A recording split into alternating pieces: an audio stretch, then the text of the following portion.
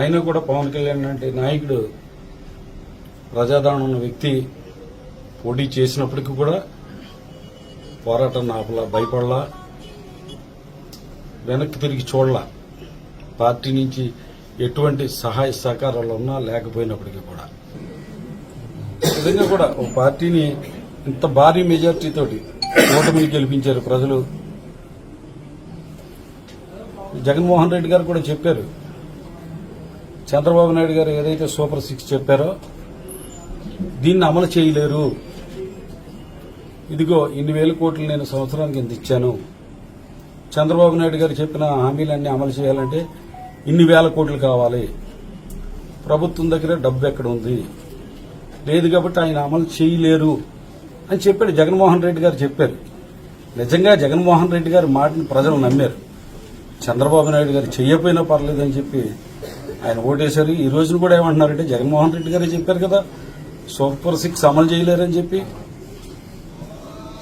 మరి ఇప్పుడు అమలు చేయమని అడుగుతూ ఎలా అమలు చేయగలరు? జగన్మోహన్ రెడ్డి గారు దీనికి చెప్పాలి ప్రజలకు. ఇంత బడ్జెట్ అవుతుంది, ఇన్ని వేల కోట్లు కావాలి, చంద్రబాబు నాయుడు గారు అబద్దపు హామీలు ఇస్తున్నారు, ఇది అమలు చేయలేరని చెప్పారు కదా. ఇప్పుడు మరి చేయలేరు అని చెప్పిన ఆయన ఇప్పుడు అమలు చేయమని చెప్పి ఎలా అడుగుతున్నారో అసలు నాకైతే అర్థం కావడం. దాని మీద ఆందోళన చేయమంటాం, దాని మీద ఉద్యమాలు చేయమంటాం. ఇది ప్రజలకు అర్థమయ్యేటట్టు చెప్పాలి. ఆర్థికంగా ఇబ్బందుల్లో ఉన్నారేమో, ఇవ్వలేకపోయారు అనుకున్నాం. కానీ ఆశ్చర్యకరం ఏంటంటే చంద్రబాబు నాయుడు గారికి, కూటమి ప్రభుత్వానికి 7,000 కోట్ల రూపాయల నిధులు అక్కడ అట్టుపెట్టి వెళ్ళాము మేము. 7,000 కోట్ల రూపాయలు నిధులు అక్కడ ఉంచి మేము వెళ్ళాం. ఇంకా ఈ ప్రభుత్వం ఎందుకు అమలు చేయడం లేదని అడుగుతున్నారు ఆయన.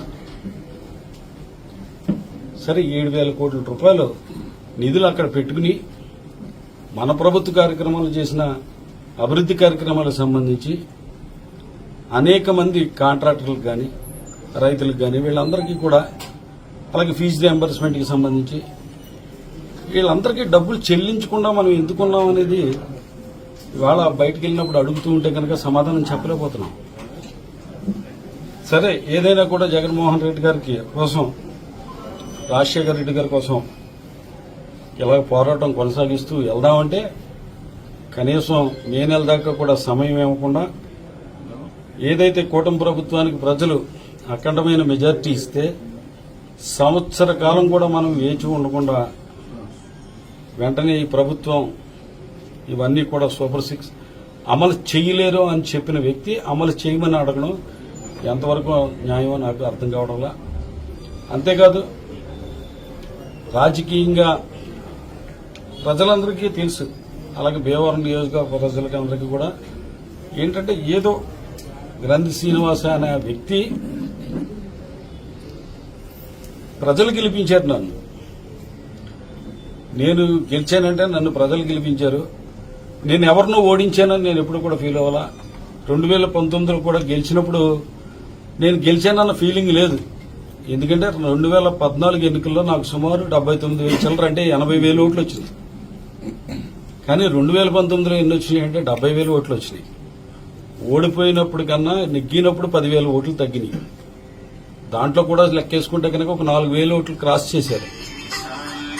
66,000 ఓట్లే వచ్చినట్టు లెక్క. కొంతమంది జనసేన అభిమానులు ఒక 4,000 ఓట్లు నాకు వేయడం వల్ల నాకు 70,000 ఓట్లు వచ్చినాయి. గెలిచేనన్న ఫీలింగ్ కానీ, గర్వం కానీ, అహంకారం కానీ ఎప్పుడు కూడా నేను ప్రదర్శించలేదు. నాకు ఫీలింగ్ కూడా 6 నెలల దాకా గెలిచానన్న ఫీలింగ్ కూడా లేదు నిజంగా.